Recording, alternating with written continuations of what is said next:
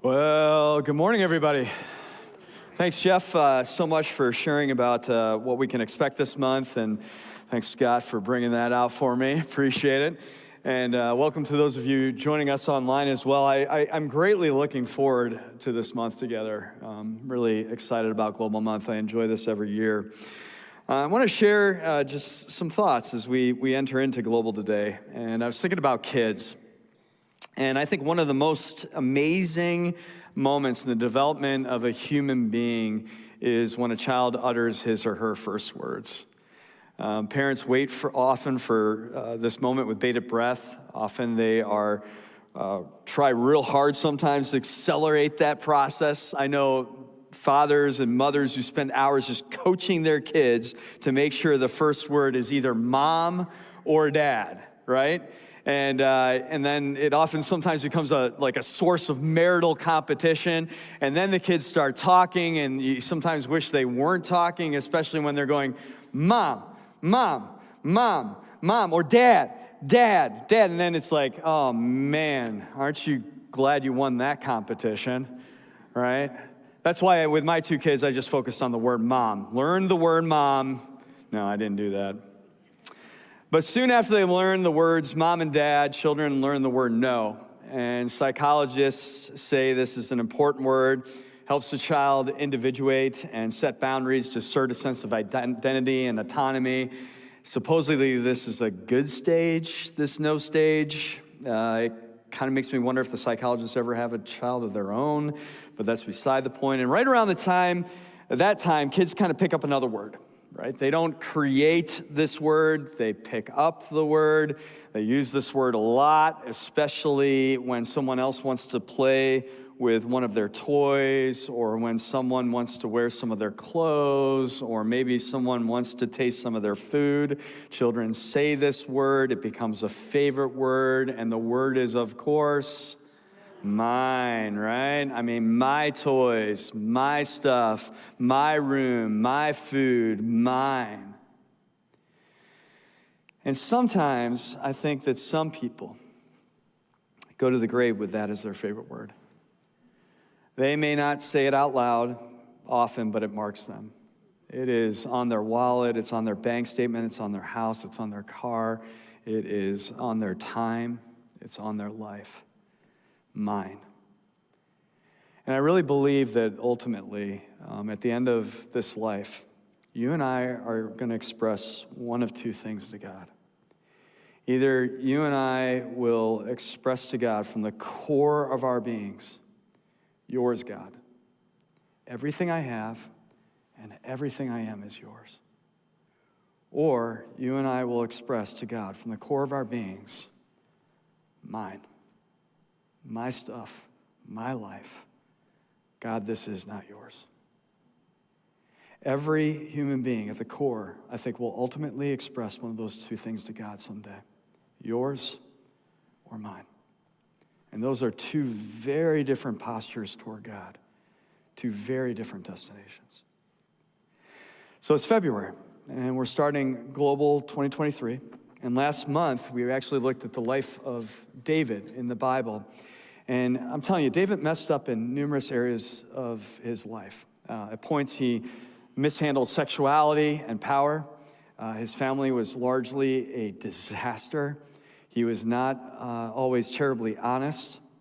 But one thing that David got right is that David had a generous heart.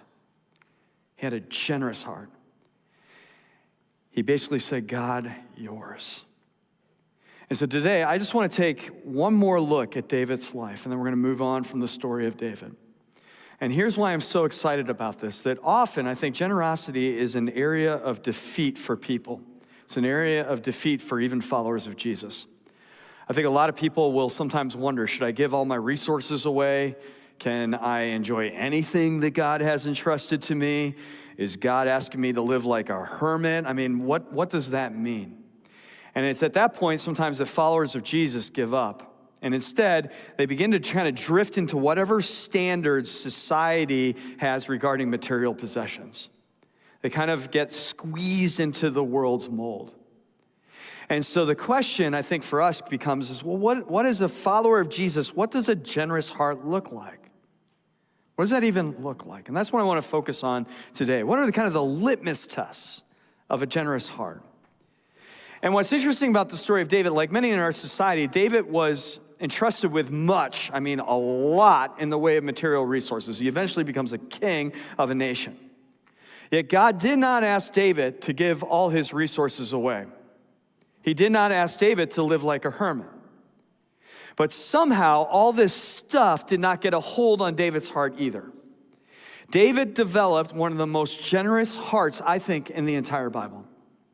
And so as a result, I think David is a good model for us, a very important model for us, and I think it can help us gain clarity on this question, is what does a generous heart look like? If it's not necessarily a hermit on the one hand, and certainly not a drifter on the other hand, what does an authentic, Jesus-honoring, generous heart look like then?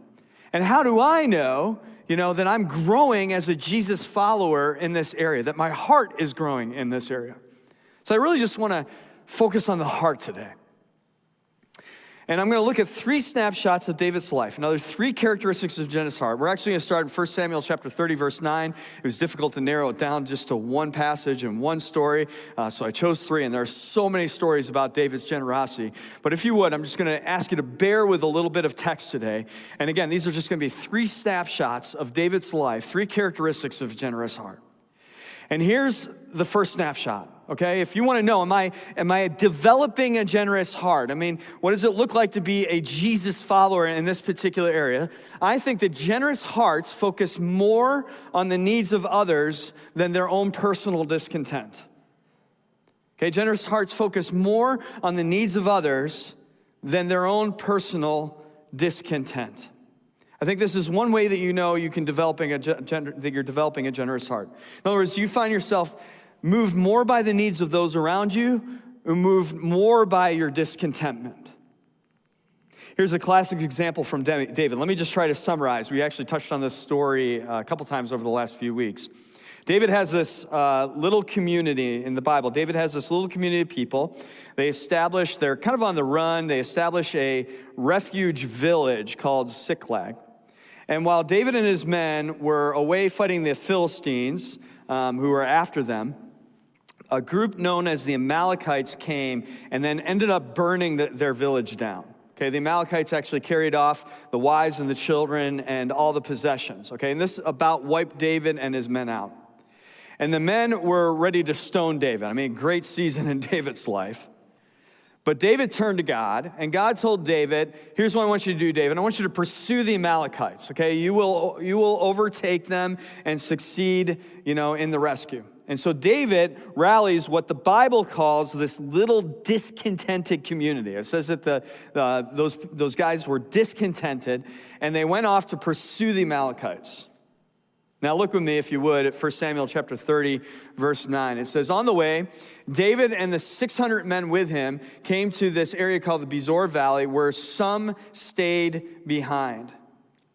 200 of them were too exhausted to cross the valley. Okay, so there's 600 men, 200 are too exhausted to cross the valley, and so David and the other 400 continue the pursuit after the Amalekites. That's what's starting to happen here. So David rallies the men. He leads them on this forced march southward. They push real hard for about 15 miles or so, and they come up to this ravine, okay, the Besor Ravine. It's this dried creek bed. And then 1/3 of the men, in a sense, say, hey, here's the deal. We can't go another step. We are wiped out. We just finished a campaign against the Philistines. Here we come home to a burned village. The Amalekites have taken now our wives and children. We do not have the strength. We cannot go any further. And so David has these 200 men stay behind with the supplies. Now, we're going to come back to these 200 men, but I want you to remember them. Okay, we'll come back to them in a moment. And David and 400 men continue south. And with the help of actually an Egyptian man that they meet along the way, David and his men reach the Amalekites who had burned down their village. So we're going to skip ahead to verse 16, and I'm just going to ask you if you want, you can follow along on the screen. 1 Samuel chapter 30, verse 16. It says, he, which is the Egyptian man, led David down, and there they, the Amalekites, were scattered over the countryside, and they were eating, drinking, and reveling because of the great amount of plunder they had taken from the land of the Philistines and from Judah, and from David and his men as well. David fought them from dusk until the evening of the next day, and none of them got away except for 400 young men, young Amalekites who rode off on camels and fled. David recovered everything the Amalekites had taken, including his 2 wives. Nothing was missing, young or old, boy or girl, plunder, or anything else they had taken. So they get all this plunder back from the Amalekites, plus actually more from all the other destruction the Amalekites had done.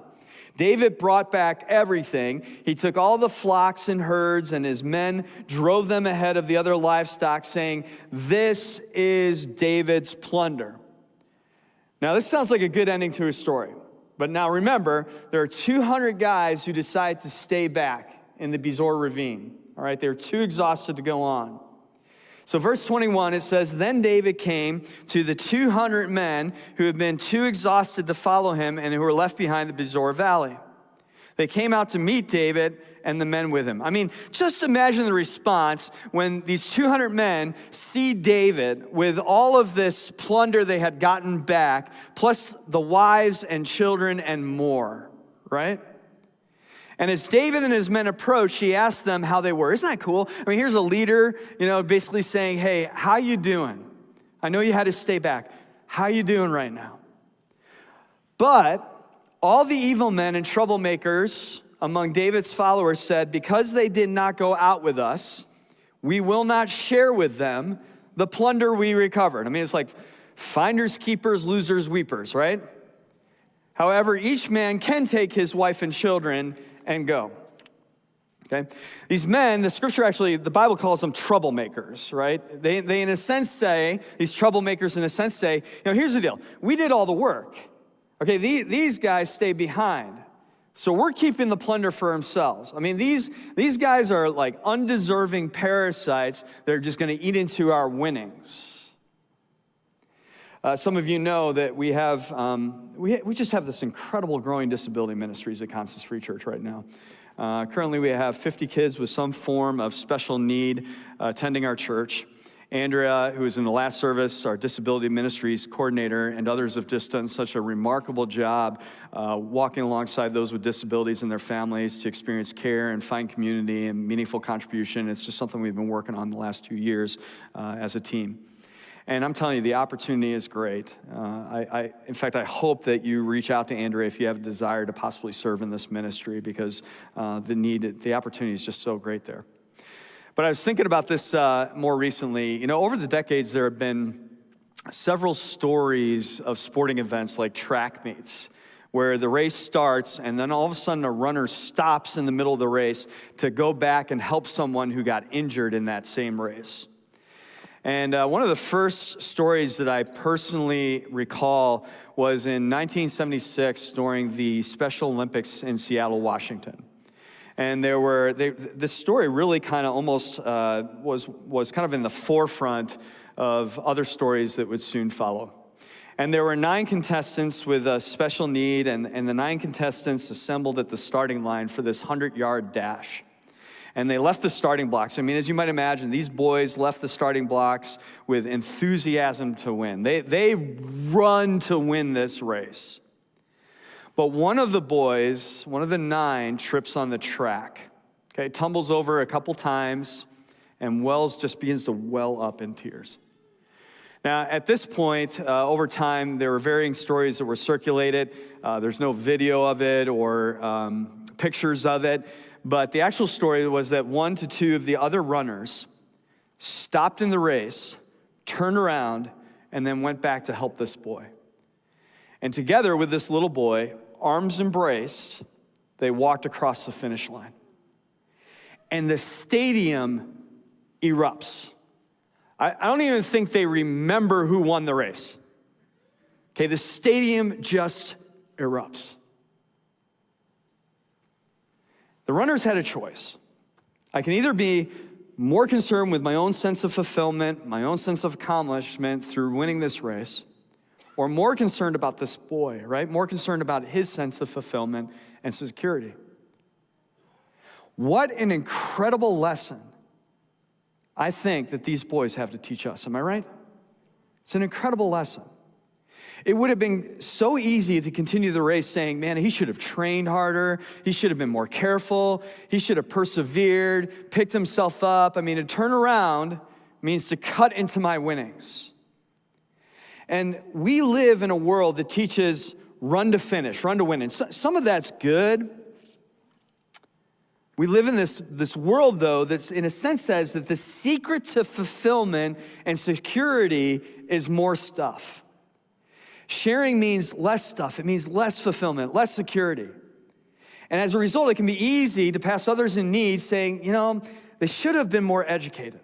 They should have been more careful with money. They should have been more disciplined. They should have persevered. And so David, he has to address this situation. Okay, so 200 men, in a sense, stay back. They, in a sense, trip on the asphalt, too exhausted to go on. And the text says that all the evil men and troublemakers among the 400, they want to keep the winnings. So how does David respond? Verse 23, I love this. David replied, he said, "No, my brothers, you must not do that with what the Lord has given us." Now notice his perspective right off the bat. Not what we have given ourselves by pursuing the Amalekites and getting all the plunder back. He says, "No, my brothers, you must not do that with what the Lord has given us. He has protected us and delivered us into our hands the raiding party that came against us. Who will listen to what you say? The share of the man who stayed with the supplies, in other words, the 200 that stayed behind, is to be the same as that of him who went down to the battle to battle the Amalekites. All will share alike." And then David made this actually a statute and an ordinance for the nation of Israel. And it says from that day to this.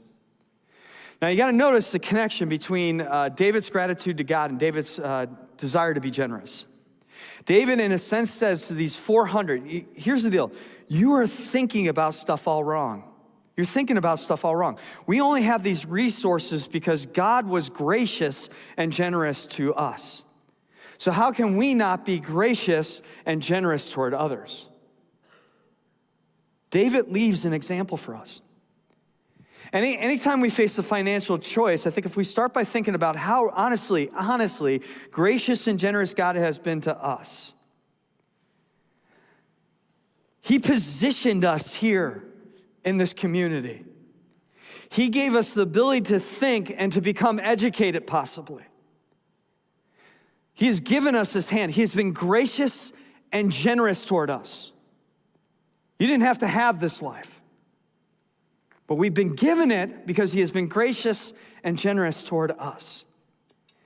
And if we think about how gracious and generous God has been toward us, it is hard to not want to be gracious and generous toward others. You see, a generous heart focuses more on the needs of other people than our own personal discontent.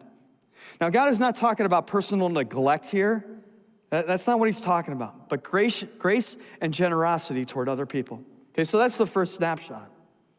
Second snapshot, I think, of David's life, and the second snapshot of a generous heart. In other words, am I growing in a heart of generosity is this.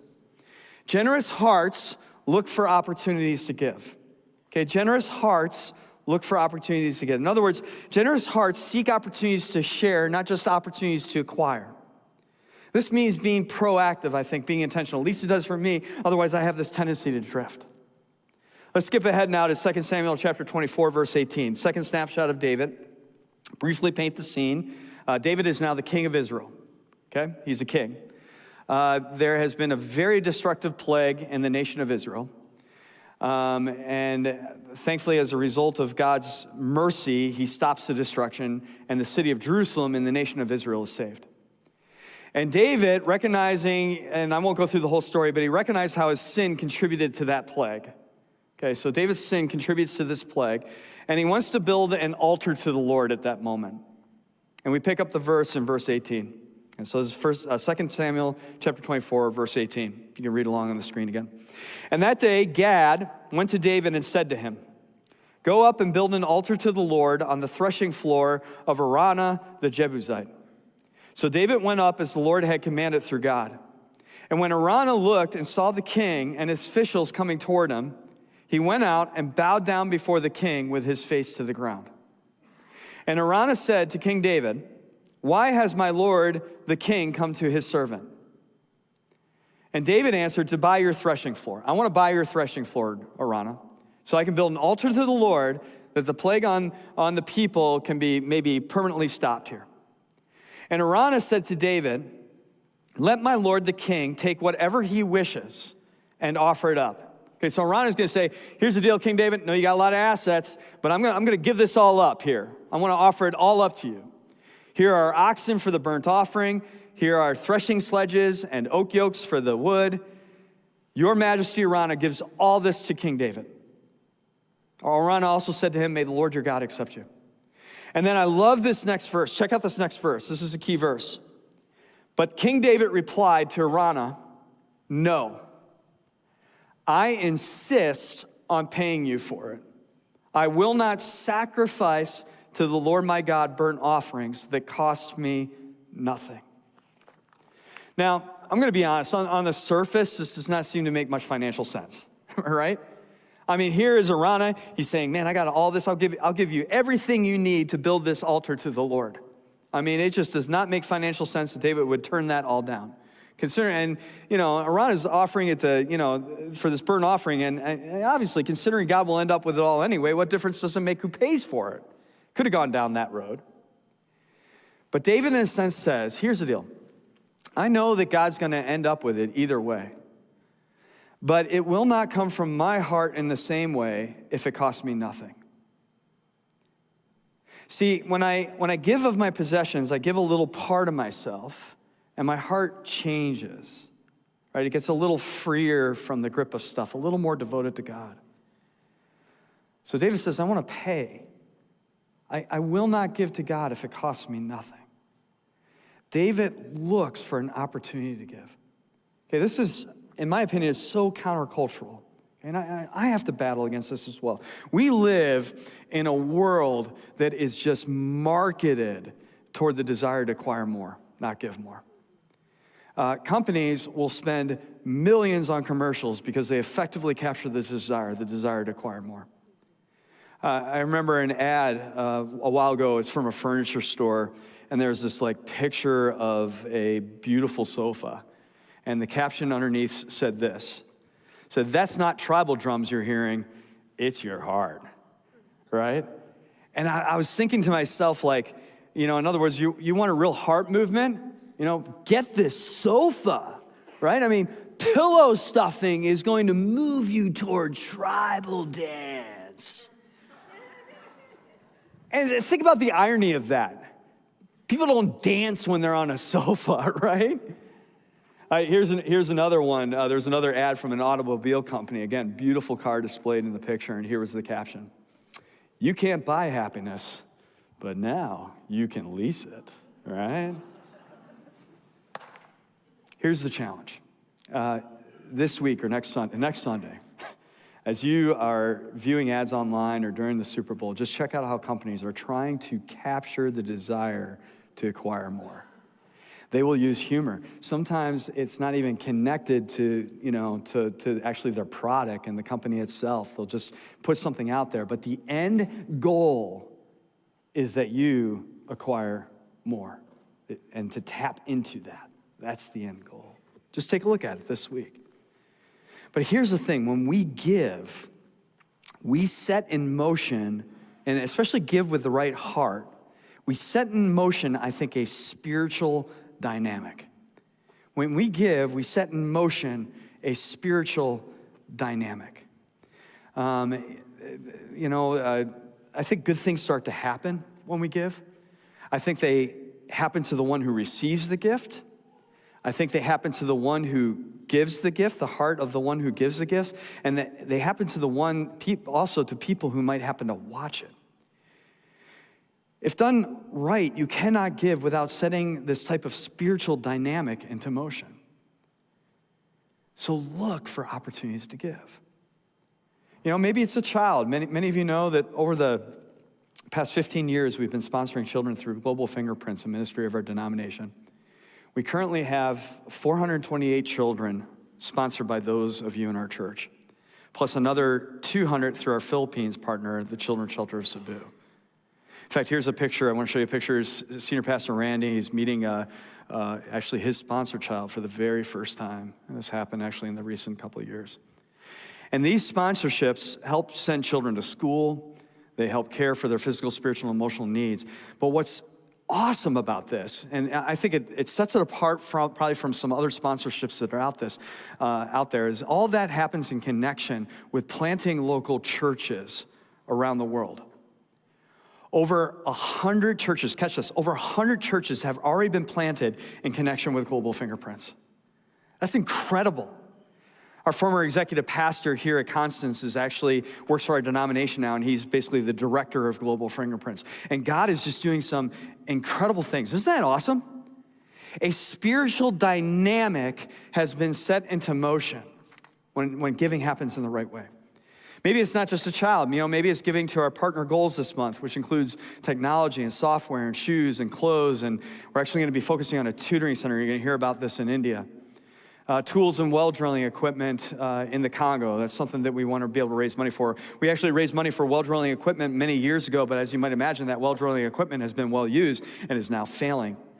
And so we want to be able to provide some more well drilling equipment in that part of the Congo world. A kitchen for food truck ministry to refugees in Poland, and actually scholarships for people serving on short-term missions. Here's a picture of the church in Poland. It's close to the Ukraine border. And this church, what they want to do, and actually there's a few people there from our church in that picture, but what they want to do is they want to basically be able to remodel or put together a kitchen that will serve as a food truck ministry to those refugees who are being impacted by the war right now that's happening in Ukraine, because all these refugees are starting to cross over. Or maybe it's not even through sponsorships or money. Some of you are here and you're like, oh man, church is talking about money. Maybe not, God's not going to ask you to give money. Maybe it's just giving of yourself by just serving on one of these trips. Check this out. We have sent over 300 members on 50 teams over the past 15 years on short-term mission trips from Constance, here, near, and far. Isn't that great? You see, what happens is when you give of yourself, it begins to set in motion this spiritual dynamic. Good things start to happen. And I'm telling you, they have happened for many, many years through the generous hearts of so many of you in this church. I am extremely grateful to serve in a church like this one, because the impact has been profound because of your generosity. Generous hearts just look for an opportunity to give. We have a lot of generous hearts in our church. And finally, last snapshot, or characteristic of a generous heart. Generous hearts don't just focus more on the needs of other people, more than their personal discontent. Generous hearts, they'll look for opportunities to give. But last, generous hearts, I find, increasingly experience joy in their serving. They increasingly experience joy in their serving. Generous hearts find themselves filled with, in a sense, God gladness more and more and more when they share. Okay, so one more look at David's life. Let's skip ahead in the Bible. We'll go to 1 Chronicles chapter 29. Again, let me just briefly summarize in this section. David is king. Again, David's king of Israel. David is leading the people in giving gifts for the building of a temple. Now, if you're not familiar with the Old Testament temple, the temple was very simply a gathering place where people could symbolically express God's presence in their midst. And David initially wanted to build it. He's the one that wanted to build it. But God, in a sense, says, no, David, you've been involved in too much bloodshed, too much violence. So David brings an assembly of people together. And David shares this long, extravagant list of personal assets. Okay, David personally gives gold and silver and bronze and iron and wood and so on for the building of this temple. Now, again, he's not asking to live like a hermit. I mean, David has plenty of more resources. But he just comes and said, okay, here are the resources that I want to give toward this project. I can't build it, but I at least want to be able to contribute to it. And what happens, again, the spiritual dynamic is set into motion at that point. Because he brings this group of people together. And after sharing that list, David says, now who is willing to consecrate himself today to the Lord? In other words, who is willing to give to the Lord as I have set through example? And David's joy-filled giving just becomes contagious. I mean, family members, tribal officers, military commanders, willingly, the text says, and I think that's key, willingly give another long, extravagant list of resources toward the building of the temple. Many of you know, some of you are newer to the church, but many of you know, and for those of you who haven't, you're going to learn about this, but we experienced some of this, I think, over the past few years during the COVID-19 pandemic. It was during this time that God paid off $4.3 million of this church's land and building debt. Now, part of the story that, I'm not sure we've even shared this with everybody, part of the story is this. I took my staff on an offsite, I think it was a few months earlier, I took my staff on an offsite, and we began to look forward and say, okay, how can we continue to help people connect with Jesus here, near, and far? And we had 4 initiatives that we put on paper.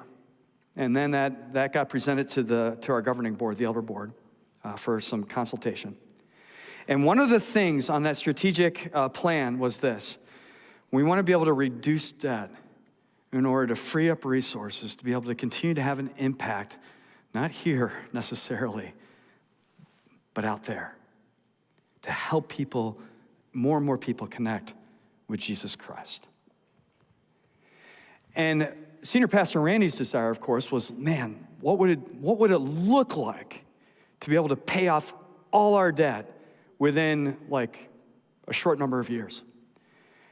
And I'm going to be honest. I looked at that strategic initiative, and here's my senior pastor, and I'm looking at this thinking, how in the world are we going to do this? I mean, we're going through a COVID-19 pandemic. And we did not share anything with you that this was on our strategic plan. We did not tell people in the church. It was just a staff thing. And one Sunday, I mean, it was just prayer. That's all we were doing was praying. And one day on a Sunday morning, this remarkable servant of God walks in and gives us an almost $4.3 million check. And I'm going to be honest, I was convicted. I thought, God, sometimes I view you as so small. And that's just on top of all the other generosity that has gone to be able to bring down our debt over the years. And then it sort of became contagious. Over the last couple of years during our Global Month, we have to satisfy, I mean, it's been a long time coming, but we have to satisfy the city when it comes to the side of our building because we put in these new HVAC units because they went down and they're very expensive.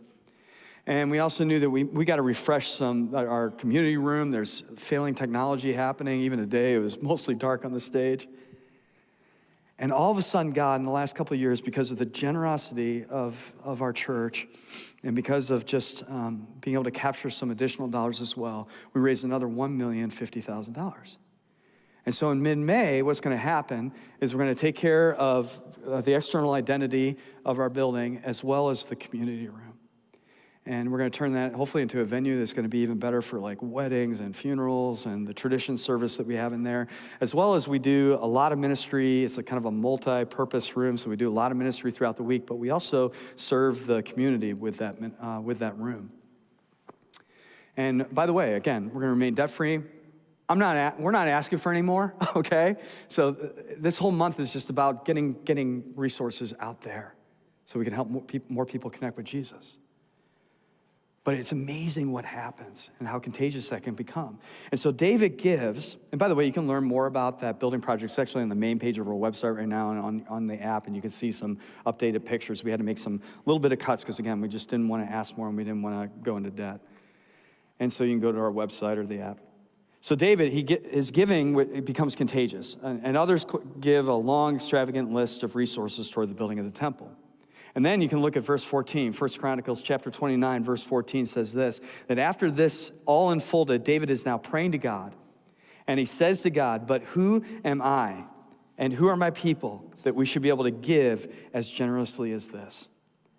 And you got to notice David's perspective on giving. He says, everything comes from you, and we have given you only what comes from your hand. We are foreigners and strangers in your sight, as were all our ancestors right before us. Our days on earth are like a shadow without hope. Lord our God, all this abundance that we have provided for building you a temple for your holy name comes from your hand, and all of it belongs to you. I know, my God, that you test the heart and are pleased with integrity. All these things I have given, again, willingly, key word there, and with honest intent, key words there. And now I have seen with joy how willingly your people who are here have given to you. And you gotta notice two things in this prayer. David and the people face a project on a very large scale. I mean, this could have been overwhelming, right? I mean, and there's two things to notice in the prayer. First is David's perspective. Okay, David says, everything comes from you, God. Okay, David in a sense says, it is not my stuff. It is your stuff, God. It comes from your hand. I think we have this illusion in our world, an illusion, and I fall into this at times. This illusion that all these resources at hand are somehow mine. And that does not fade away easily, at least it doesn't for me. But nothing is really mine. It all comes from God. It was ultimately made by God. It belongs to God, and it is going back to God. God has, in a sense, given these resources to you and me and trusted those resources to us to appropriately stored. We just get to play with it for a little while, and then someone else gets to play with it for a little while. It's not going with us. It's not our stuff. I'm telling you, if we forget everything else this morning, I hope that we remember this little phrase that it's not my stuff. When you go home today, just survey the inventory and say with great passion, it's not my stuff. Some of the biggest donors that I know, some of the biggest givers that I know have this perspective. It's really remarkable. In fact, I think it'd be good. Let's just practice that phrase together right now, okay? Let's just say that phrase out loud. It might be hard. You might not have a willing heart yet to say it, but with great passion, say this phrase out loud on the count of 3. 1, 2, 3. It's not my stuff. The next time you pull out your wallet, just take a look at the credit cards and say, it's not my, okay, now see, it's almost like, Sean, I'm gonna give you one of those, but 2 is way too much, right? Okay, work with me here. Next time you pull out your wallet, look at your credit cards and your money and say, it's not my stuff, right? Or take a look at your bank statement. Instead of saying, oh, there's not enough in there, say with great passion, it's not my stuff. When the IRS calls to audit your possessions, say with great passion, no, don't say it then. But David is very clear about his perspective. It's not my stuff. And notice the second thing in this prayer. Okay, these people are able to give with a certain spirit, and honestly, I really think this is key. They give with a willing spirit. Honest intent. I think that's important in our giving. Over and over in this text, David gives willingly. The leaders give willingly, it says. The people rejoice and give willingly. The hallmark of the scene is really joy. It's this willing joyfulness. And I think a question surfaced in my mind after studying this text over the course of the week. What if this scene got repeated here? Think about it for a moment. What if 1 Chronicles 29 came alive in Andover, Minnesota in our day, just like it did in Jerusalem, thousands of years ago? What if we became this community of just joy-filled, generous hearts? What if we had an ongoing investment by just generously sharing from our God-given resources? I'm telling you, it's already happening in this church. All right, I'm really just coming here and just sharing something that I think is actually happening in this church. It's already impacted this church. It's already impacted the globe. And imagine if that continued to have that kind of impact. Imagine the continued impact, not just on this church, but imagine, you gotta know my heart. Imagine the continued impact on our community. And imagine the continued impact on the world. Just imagine. I want to just close with a story. It's one of my favorite memorable generosity stories. It's by a comedian. It's a true story. Maybe some of you are familiar with it, but Ken Davis, who's an author and comedian, actually shares about this. And I want you to notice the snapshots of a generous heart in this story. Okay, so this is from Ken Davis. Ken Davis writes these words. True story. He said, a friend of mine, Joel Morgan, planned on visiting missionaries in Eastern Europe. And he asked friends who had traveled in that area what he should pack. And there were many helpful suggestions, but everyone agreed you ought to bring extra food. Okay, staying in rural villages with no electricity, what's going to happen is he might be forced to go without meals, so this could tide him over.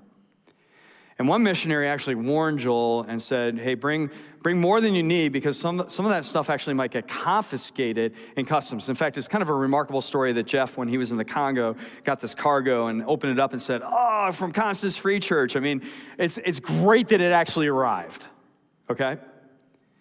And so this missionary warned him, hey, bring a little bit more than you need, might get confiscated. So Joel asked himself questions as he went through a grocery store. He goes to the grocery store, local grocery store. He begins to ask himself questions. He says, well, what should I take that won't spoil, that will serve as an energy boost? And he also whispered this prayer to God. He said, Lord, you know the things that I'll need and the things that will make it through customs. I'm just going to walk down the aisles, just trusting you to prompt me to select the right items. And instantly, his eyes fell on a display. And you would think he's going to need some energy boosters, it's going to be protein bars, but it wasn't. His eyes fell on a display of Reese's peanut butter cups. And so he put this like king-size pack of them in his cart. Further down the aisle, he was drawn to an arrangement of tapioca pudding snacks.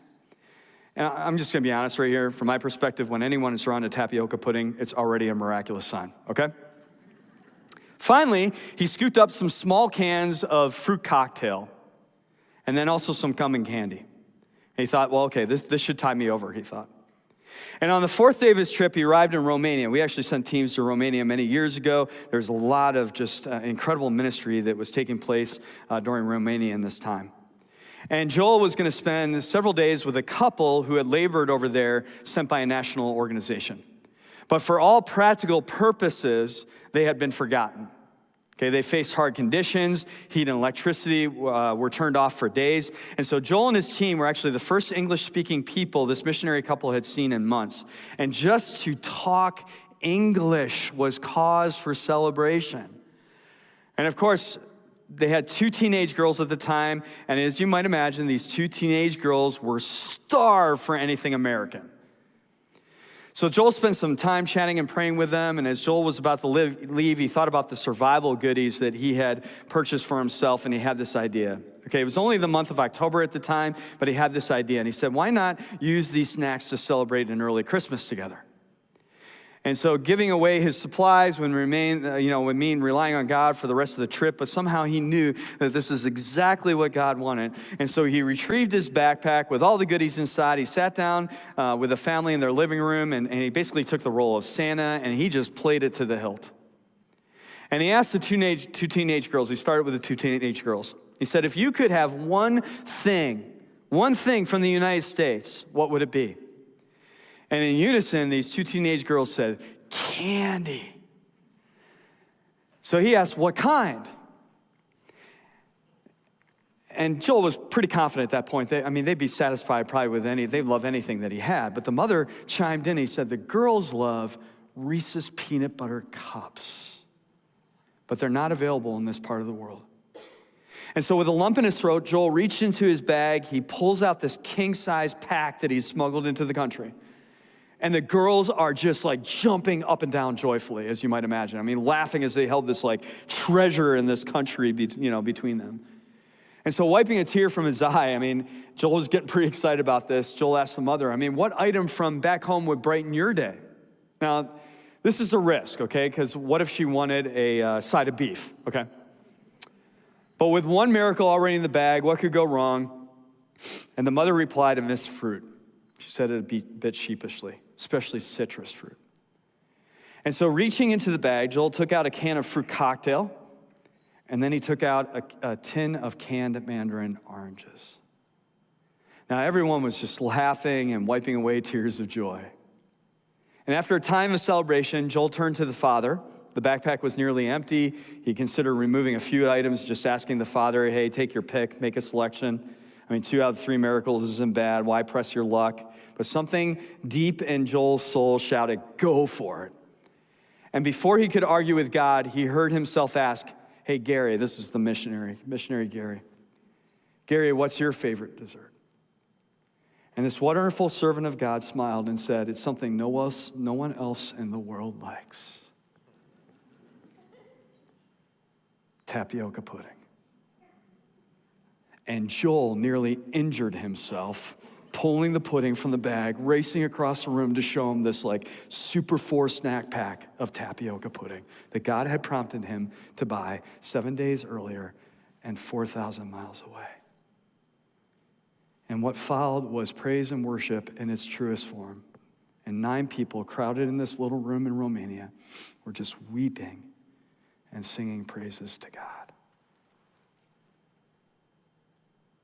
Do you see what happens when a person has the heart of generosity? We become alive to the kingdom of God. It doesn't take much either. Tapioca pudding. And we become less focused on ourselves, more tuned into others.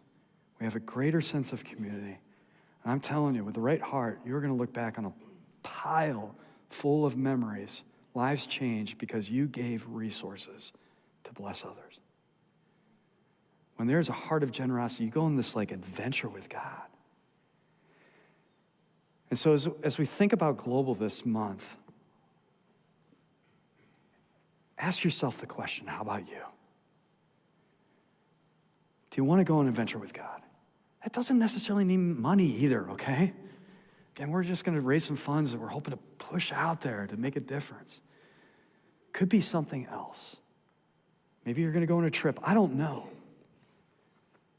But do you want to be filled with joy and generosity and meaning and eternal significance?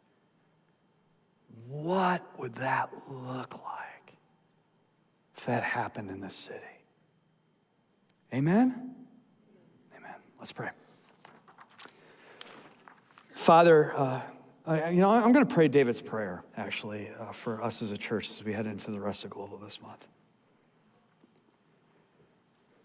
Father, everything comes from you, and we have given you only what comes from your hand. We are aliens and strangers in this world, as were all our forefathers, those who went before us. And our days on earth are like a shadow. So, O Lord our God, as for all this abundance that we have provided for building you a church here for your holy name, it comes from your hand. And all of this belongs to you, God. Not me, not Randy, not others. It belongs to you. And I know, God, that you test the heart and are pleased with integrity. So may we continue to give willingly and with honest intent. And it's in your name that we pray these things. In your Son's name, the name of Jesus Christ, we pray these things. Amen.